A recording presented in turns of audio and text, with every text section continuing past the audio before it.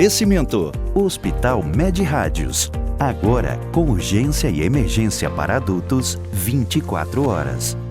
Olá, você que está aí conosco aqui no Conectando. Olha, é muito bom saber que você está aí do outro lado. Quero saber a sua opinião, sua sugestão de pauta. Você pode falar conosco através das redes sociais, tá? E aí você vai nos encontrar e nos falar, porque interessa pra gente trazer aqui assuntos que você queira assistir. Isso é muito importante, tá? Agradeço aí a sua audiência, a sua preferência. Agradeço também a Med Rádios, lembrando que o Hospital Med Rádios está agora com urgência e emergência para adultos 24 horas. Estamos juntos com o Petisco CREA, que é onde nós estamos gravando o programa, e a Agência Paradise. Você quer fazer um site, quer uma página de captura, você está aí lançando seu produto digital e está precisando de uma página de captura? agenciaparadise.com.br. Eles fazem bem feitos e rápidos, né? Diferencial competitivo deles é esse, eles são rápidos e aí agem e atendem, na verdade, a nossa necessidade, né? Porque o que acontece? Quando a gente manda fazer alguma coisa, a gente já fica meio ansioso querendo ver, né? E eles são rápidos em nos atender, tá? Hoje eu vou falar de um assunto super interessante aqui. Você tem criança, você tem adolescente em casa, presta bem atenção nisso. Muitas dúvidas surgem e eu estou trazendo aqui hoje a doutora Vanessa dos Anjos Borer. Ela é cardiopediatra, viu, gente? Cuida do coração das crianças e dos adolescentes. E nós vamos falar hoje a respeito disso, coraçãozinho deles, né? Sopro e sinais de doenças cardíacas na infância. Vai ser o nosso assunto hoje. Doutora, seja bem-vinda. Muito obrigada pelo convite, Edjane. Olá, pessoal. Eu estou muito contente de falar desse assunto, que é um assunto que as pessoas me perguntam muito. Doutora, meu filho tem sopro, o que é o sopro? Isso é grave? Então, acho legal difundir um pouco sobre esse conhecimento. E é importante porque eu imagino que quando a criança, eu imagino não, né? Eu sei porque eu sou mãe, quando a gente tem o bebê, tudo é incerteza na vida da mãe, não é? É verdade. E é uma situação muito comum. O bebê nasce, o pediatra vai examinar e escuta um sopro. E geralmente a mãe acha de imediato que é uma coisa muito grave, que o bebê tem risco de vida e fica muito assustada com essa situação.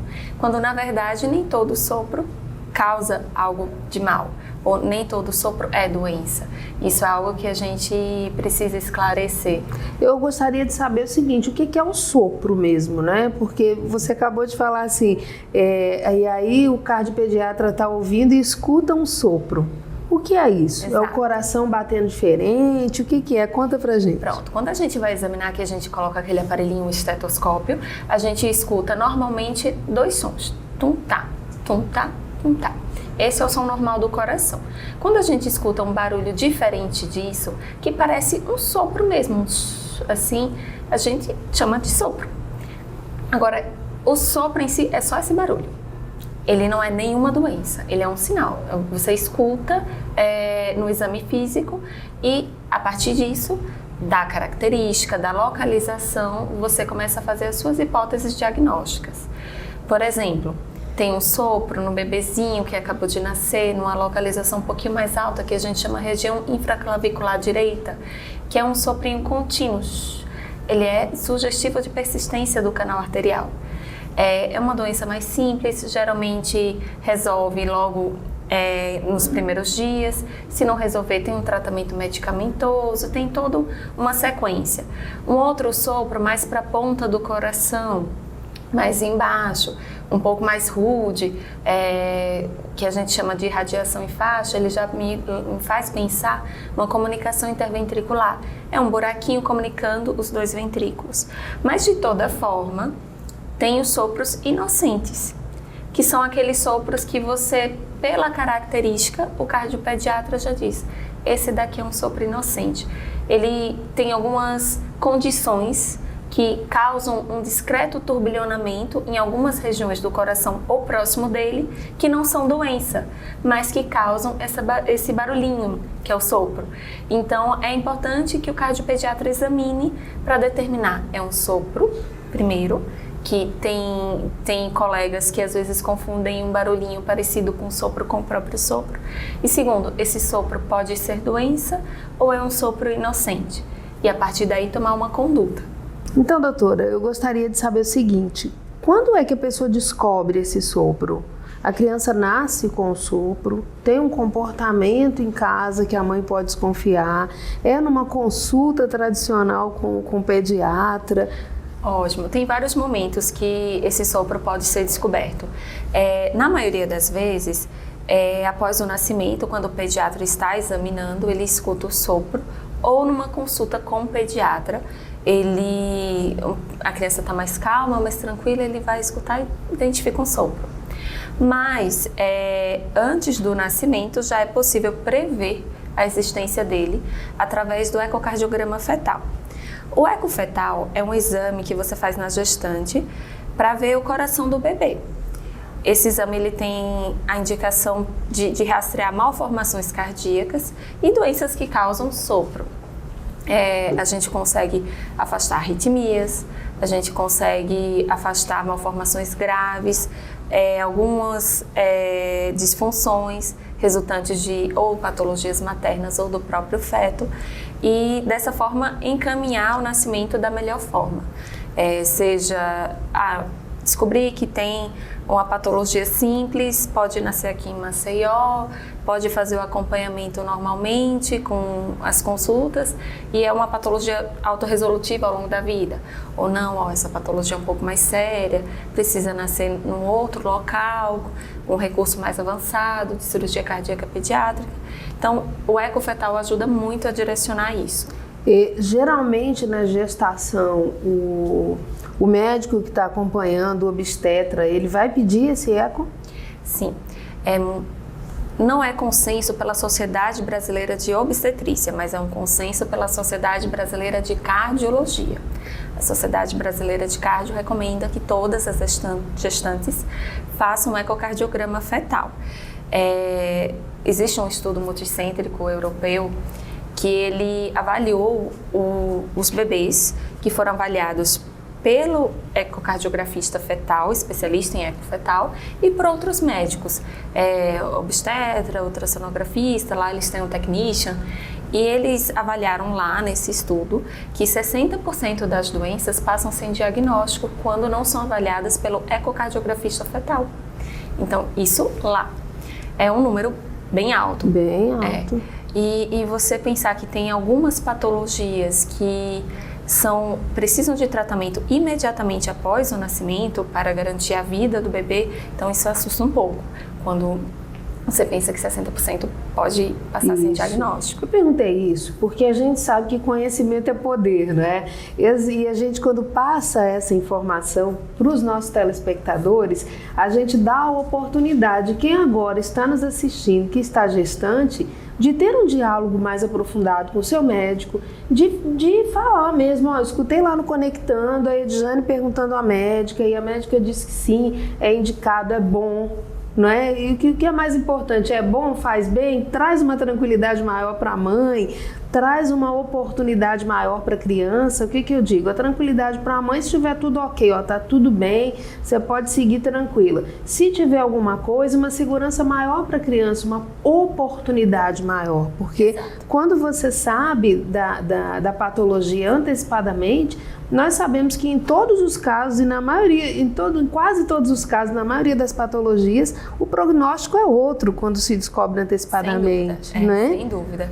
Você nascer no local com todo o planejamento já para cirurgia cardíaca, com um parto adequado, com tratamento imediatamente após o nascimento, muda bastante esse prognóstico, porque nas cardiopatias bem complexas mesmo, o transporte aéreo nem sempre é possível. Então, isso pode definir a vida do bebê. Eu não sei se eu vou falar uma ignorância aqui, mas eu imagino que também o estilo de parto vá interferir nesse caso, quando já se sabe, sim, não é? Em alguns casos, sim. Atualmente, a cardiologia pediátrica tem evoluído bastante, a obstetrícia tem evoluído bastante, então tem reduzido as indicações de parto cesáreo na cardiopatia. A grande maioria das cardiopatias, as doenças do coração congênitas, elas podem ser, o bebê pode ser submetido ao parto normal, mas isso num centro com treinamento adequado, com toda uma equipe para dar assistência. Olha a importância de saber o que está acontecendo com o seu bebê ainda lá na barriga, né? É muito importante isso, esse ecocardiograma fetal. Então ele traz uma oportunidade boa, né?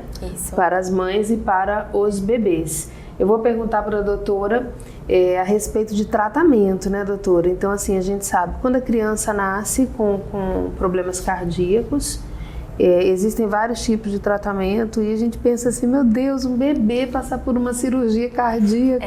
Graças a Deus, essa é a minoria, né? É a exceção. A maioria em número, né? A maioria das cardiopatias são simples. Elas podem se resolver ao longo da infância sem necessidade de cirurgia, mas muitas vezes precisam de tratamento medicamentoso.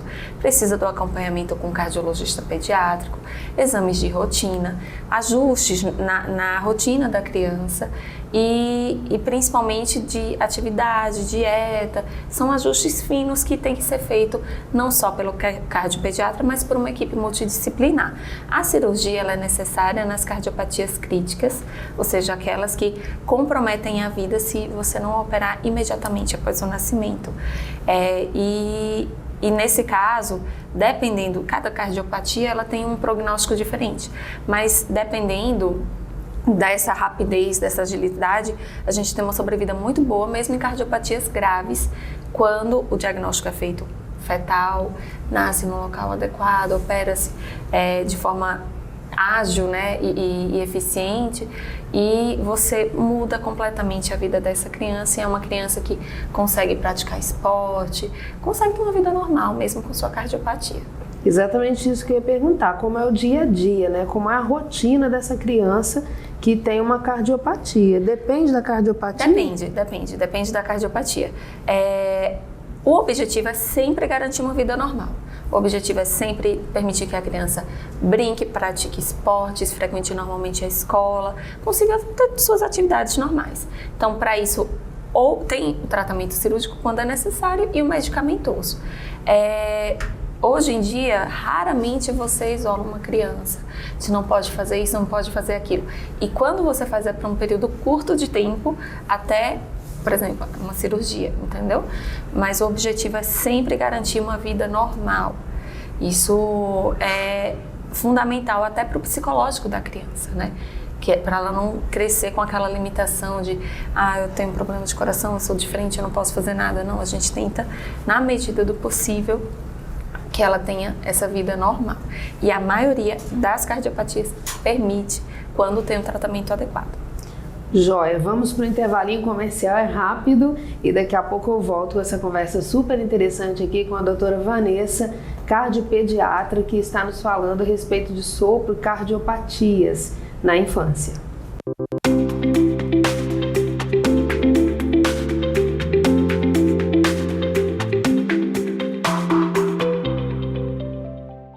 Sou Aline Carvalho, intensivista do Hospital Med-Rádios. A sepse, ao contrário do que muitos pensam, não é uma infecção generalizada. Ela ocorre em um órgão específico, mas leva danos a vários outros, com alto risco de morte. Por isso, em caso de infecções que não melhoram em poucos dias, o ideal é procurar um serviço médico especializado de urgência. Hospital Med-Rádios. Agora, com urgência e emergência para adultos, 24 horas. Responsável técnico Dr. Ives Bori Costa, CRM-AL 5641.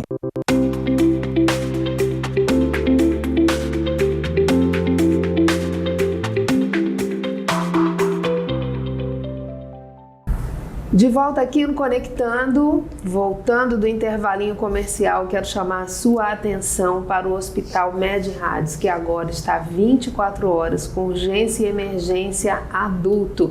É isso mesmo, você pode visitar o Instagram da Med-Rádios, as redes sociais, conhecer os convênios, conhecer as especialidades que eles oferecem, são muitas, tá? E aí aquela tranquilidade para o paciente que já é da Med-Rádios e para o outro paciente que que vai querer desfrutar de toda a excelência que eles oferecem lá no Hospital Med-Rádios. 24 horas, urgência e emergência para adulto. Aproveite, tá? Estamos juntos também aqui com o Petit Sucre e eu preciso lembrar que o Dia dos Namorados está chegando. É bom que você faça a sua reserva, pega o número deles aqui na tela e faz a reserva para o jantar dos namorados. Você já faz sua reserva, tem gente que precisa de um Vale Night, né? Para poder aproveitar esse jantar, mas eu vou te falar, eles vão fazer 2 noites em comemoração ao Dia dos Namorados. E vai ser um momento muito interessante. Eu tenho certeza que você vai surpreender a pessoa que você ama, tá? Então faça já a sua reserva. Estamos juntos com a Agência Paradise. Para você que precisa fazer um site, uma página de captura, um gerenciamento de redes sociais com qualidade, agenciaparadise.com.br. E o assunto de hoje aqui é cardiopatias, né? Sopros e cardiopatias na infância. Para você mãe, para você pai, para você tio, porque quando nasce um bebê em casa, todo mundo se alegra, a rotina muda e todo mundo se preocupa com a saúde dele, né? Então, a doutora Vanessa está aqui comigo e já nos falou o quão é importante você saber antes, não é? Esse diagnóstico antes, você pode fazer um ecocardiograma fetal, que revela, né, faz esse diagnóstico aí de como está o coração do seu bebê e aí a oportunidade de partir para um tratamento mais especializado. Mas eu gostaria de falar agora as mães que já têm o bebê, já têm a criança em casa, quais os sinais que as mães precisam observar nas crianças que pode indicar uma cardiopatia. Certo. Bom, no bebezinho, você tem que prestar atenção se ele pausa muito as mamadas, com falta de ar. Como é que eu vou observar a falta de ar no bebê? Os pais confundem muito aquela respiração superficial rapidinha que o bebê tem com uma falta de ar. Aquela rapidinha, bem superficial, ela é normal, o bebê ele faz esses períodozinhos, mas eu vou observar se o bebê ele puxa entre as costelas, abaixo das costelas, essa região que a gente chama de fúrcula, se ele puxa quando ele respira, se ele cansa, suor na cabecinha. Quando o bebê mama e começa a suar a cabecinha, mas não é um suor no calor, é a cabecinha mesmo, toda suadinha quando ele mama, isso é um sinal de alerta no bebê. Se ele fica roxinho quando chora, não vermelhinho, porque todo bebê quando chora muito ele vai ficar com uma coloração mais escurinha, mais vermelhinha, porque quando ele emenda aquele choro, ele mesmo fica sem ar, então isso é normal. Mas se ele realmente fica roxinho, muda a cor, isso é um sinal de alerta, tem que levar no cardiopediatra. E na criança maior, quais são os sinais de cardiopatia? Primeiro, pneumonia de repetição. É aquela criança que não vai ter uma gripe, desenvolve uma pneumonia, vai no pronto-socorro, raio-x mostra ele tem uma pneumonia, trata. Daqui a pouco gripa de novo, outra pneumonia, trata. Gripa de novo, outra pneumonia, trata. Nesse caso a gente tem que descartar tanto problemas cardíacos quanto asma, problemas de alergia mesmo, mas sempre pensar em problemas cardíacos. A criança que não consegue correr igual os amiguinhos porque ela cansa antes, criança que tem dificuldade de ganho de peso, que não aceita bem a comidinha, você observa a barriguinha um pouquinho maior, tenta pegar nesse ladinho daqui dela, que é o lado que a gente chama do fígado mesmo, que está aumentado na cardiopatia, você pega, ela sente uma dor. Então, tem alguns sinais, mas principalmente a criança que não acompanha igual aos outros, seja correndo, seja no peso, na altura, isso tem que ficar atento, se não pode ser um probleminha de coração. E olha só, é importante você ficar atento, porque o que eu digo sempre, né? Quando a gente vai ao médico, até nós adultos, o médico ele não tem uma bola de cristal, gente. Ele vai seguir ali os parâmetros que ele tem de avaliação de acordo com o que você fala para ele, né? Exato. Então é muito importante, bloquinho, anotar tudo. É muito importante, você vai facilitar a sua vida e a vida do médico. Ah, mas tem gente que já falou para mim assim, Diana, eu não faço isso não, porque eu vou sugestionar o médico. Não, você não vai sugestionar o médico não, você vai falar da sua realidade para o médico, para ele poder encaixar nos parâmetros que existem, não é? Sim. Para tomar as decisões. Com certeza, porque é muito importante, por exemplo, eu estou conversando com o paciente, como está seu bebê? Tá bem. Tá bem. Nota nada de diferente, às vezes é um colega que já escutou um sopro, encaminhou para mim, né? Não noto nada não. a bebê começa a chorar, eu fiz, vamos ver ele mamando? Aí eu coloco para mamar, observo que a criança na mamada já tem aquele suorzinho, que já chama atenção, que a criança para, cansada. Aí eu pergunto, a senhora nota que ele está suando um pouquinho mais? Ah, mas isso não é normal? Às vezes não. Então, se a mãe já chega falando, olha, doutora, notei que está pausando a mamada demais, cansa demais na mamada, isso já direciona o pediatra, por exemplo, para pensar numa cardiopatia, já direciona o raciocínio, isso ajuda bastante. Isso não sugestiona, até porque se muitas vezes aquilo que o paciente chega relatando como problema, rapidamente a gente descobre que, não, isso é tranquilo, isso se resolve fácil, enquanto outras coisas que o paciente nem tinha percebido, você detecta que é um problema mais sério. Então, falar tudo que sente, tudo que observa, mesmo que ache, acho que isso não vai ter nada a ver, mas fala. Conversa, mostra, noto isso de diferente. É muito importante pra gente. Quanto mais informação você fornece para o médico, mais você vai facilitar. Mesma coisa o exame. Às vezes pede, leva o exame anterior, não é? E aí eu vou falar, eu há muito tempo, né, lá atrás, eu achava assim, não vou levar o exame anterior, porque ele vai achar o que está ali naquele exame, mas na verdade é um comparativo que ele precisa fazer, Exato. não é? Por exemplo, uma criança, ela tem uma comunicação interatrial, que é um orifício comunicando os dois átrios. É um probleminha de coração que às vezes precisa de cirurgia, às vezes resolve sozinho. Então, um colega fez um eco, você está vindo fazer um ecocardiograma comigo. Eu gosto de ver o anterior, saber quanto era. Como ele pode resolver sozinho, para te dar essa informação. Está diminuindo, está melhorando. Não, continua do mesmo jeito. Então, isso muda até a nossa análise, entendeu? Não é que a gente vai colar do exame anterior. É porque esse comparativo, as doenças evoluem ou regridem. E esse comparativo ajuda muito. E é isso que vai definir o tratamento, vai definir a condição, né? Exato. Se eu pego uma comunicação interatrial que está progredindo em termos de insuficiência cardíaca, que eu estou medicando e a criança não está evoluindo bem, eu já encaminho para cirurgia.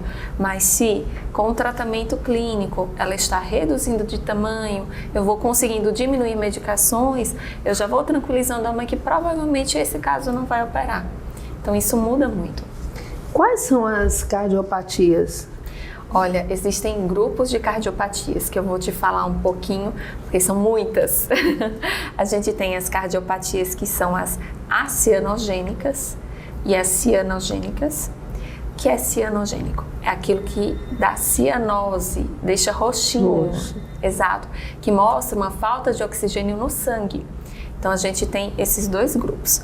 Nas acianogênicas, ou seja, as que não deixam roxinho, a gente tem as cardiopatias que têm muito fluxo no pulmão, as cardiopatias que têm obstrução da via de saída do coração, ou seja, o sangue na hora de sair ele encontra uma obstrução. E essas cardiopatias, na sua maioria, precisam de cirurgia. Nas cianogênicas, a gente tem as cardiopatias com obstrução ao fluxo para o pulmão, ou seja, na hora que o coração vai bombear o fluxo para o pulmão, tem em algum nível alguma obstrução. E a gente tem as que causam mistura do sangue oxigenado com não oxigenado, por isso caindo o valor total de oxigênio no sangue. Essas geralmente são mais complexas. No geral, em número, a maioria são as acianogênicas, as que não deixam roxinho, que mandam muito fluxo para o pulmão e deixam a criança cansadinha, que são justamente as que a criança corre um pouquinho, já sente falta de ar, fica com o pulmão encharcadinho, então isso faz pneumonia de repetição. Essas são as mais comuns. De nome, a gente tem a comunicação interventricular como a doença mais comum, como a cardiopatia congênita mais comum. Ela é um orifício na parte mais baixa do coração, que são os ventrículos. Ela comunica o ventrículo direito com o ventrículo esquerdo. Como o lado esquerdo manda sangue para todo o corpo, ele manda com muita pressão. Ele é aquela bomba forte. Se tem um buraquinho de escape, esse escape vai com essa pressão para o lado direito, do direito para o pulmão. Então, por isso que ela manda muito sangue para o pulmão. Na sequência, a gente tem a persistência do canal arterial, e a comunicação interatrial. Tem uma outra doença que nessa sequência aí de ordem do mais comum é a válvula aórtica bicúspide. Ela, quando é considerada como doença na infância, ela entra junto da CIV ali, da comunicação interventricular, entre as primeiras. Só que ela geralmente costuma dar sintoma um pouquinho mais pra frente. Na infância ela não costuma, ela é meio silenciosa na infância. Vai pra adolescência. Isso, vai pra adolescência. Nossa. Nossa, a gente diz, nossa, né? É muita coisa. É muita coisa. É muita Inclusive, coisa. é um dado que as pessoas não sabem, de todas as malformações congênitas, ou seja, de todos os probleminhas de malformação que um feto pode ter em todos os órgãos, a malformação congênita mais comum é a cardíaca. Ela responde a 1% dos nascidos vivos. Veja a importância de realizar esse ecocardiograma fetal. Exato. Muito importante, então não esquece, pergunta aí pro seu médico, né? Pergunta pro médico que está acompanhando a sua gravidez, doutor, posso fazer um ecocardiograma fetal? Pode fazer a partir de que mês de gestação, doutora? Olha, nas gestações de baixo risco, aquelas de rotina, a gente recomenda entre 26 e 28 semanas, porque é onde você tem a melhor visualização. Tem algumas indicações de fazer em torno de 20 semanas. Gestante com diabetes insulino-dependente, diabetes mellitus antes, alguma suspeita de malformação cromossômica, mãe que fez uso de alguma substância, tem algumas indicações específicas para fazer antes, com 20 semanas. Nesse caso, a gente faz, mesmo que esteja normal com 20 semanas, repete com 28. Agora, depois de 28 semanas, pode fazer? Pode. Dá para fazer até o final da gestação.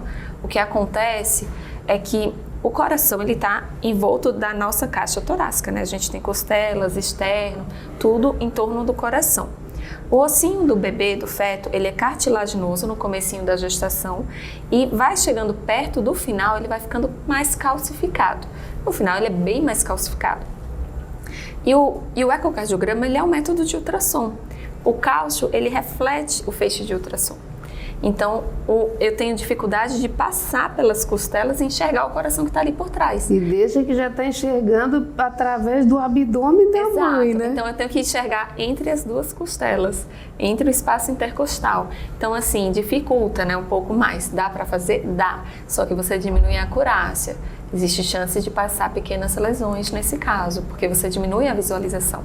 Então, período ideal, 26, 28 semanas, podendo fazer até o final da gestação.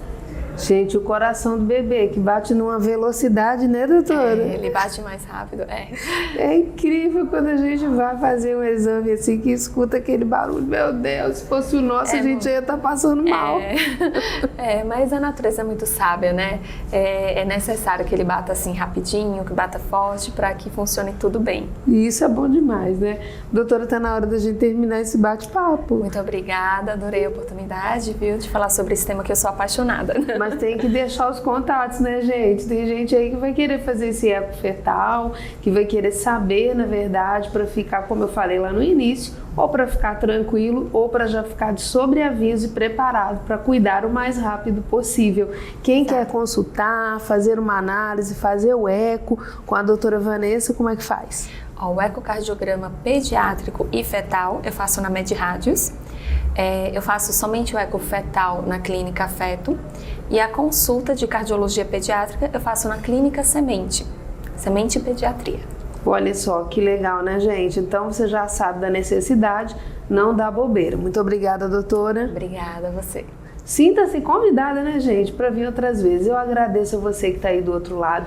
Muito obrigada por essa audiência. Amanhã estaremos de volta. Beijo grande.